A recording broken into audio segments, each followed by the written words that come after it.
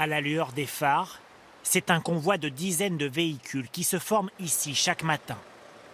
Tous s'apprêtent sous escorte à emprunter la seule voie terrestre qui dessert aujourd'hui le haut de la vallée de la Roya. C'est un petit peu risqué? Il faut faire gaffe. Il y a des rampes, comme c'est du tout venant, il ne va pas falloir que le camion s'enfonce de trop, il va falloir rouler tranquille. Il y a des endroits où il faut faire plus attention? Faire attention, roulez doucement. Roulez doucement? Oui. Bonne journée. Merci. La piste a été bâtie en quelques semaines au fond des gorges. Sur 5 km, l'ancienne route qui passait ici s'est affaissée en 33 endroits. Vestige impressionnant du passage de la tempête Alex. Le 2 octobre dernier, gonflé par d'exceptionnelles intempéries, le fleuve Roya se déchaîne.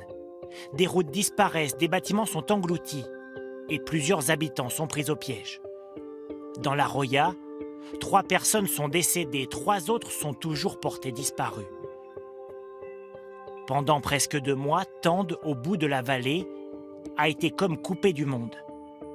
Alors pour le maire, la piste qui vient d'ouvrir est la première bonne nouvelle depuis longtemps. Là maintenant, vraiment, c'est de l'optimisme qui arrive. Et puis, de toute façon, nous on était optimistes dès le départ. Nous, comme je dis, nous on est des montagnards, les obstacles, on ne les craint pas, on les affronte. Une volonté d'aller de l'avant, que l'élu a parfois du mal à communiquer à ceux dont l'avenir est en sursis. Comment ça va? On fait aller. Hein. Le moral c'est dur. Hein. Oui, c'est très dur. Hein. Frappée par la tempête, la maison de Daniel Federico est très endommagée. L'expert doit lui annoncer d'ici quelques jours s'il pourra y retourner ou si elle devra être détruite. C'est cette attente qui est longue. Ah oui, qui est long. Parce que vous ne savez pas si vous pourrez Moi, la je garder suis ou avec pas. ma mère, oui, elle est âgée, quoi. Je ne veux pas partir. Hein. Ça me fait mal au cœur. Ouais. J'ai toujours habité ici. Hein. Voilà. Des habitants sous le choc qui ont dû apprendre à vivre avec la catastrophe et ses remous. De longs jours sans électricité, 6 semaines sans eau potable. La boulangerie et la boucherie ont rouvert, certes, mais sans supermarché. La population compte toujours sur les dons alimentaires distribués ici. Qu'est-ce que c'est ça? On a l'impression de faire la mendicité, mais on est bien obligé parce qu'on n'avait rien d'autre. Hein.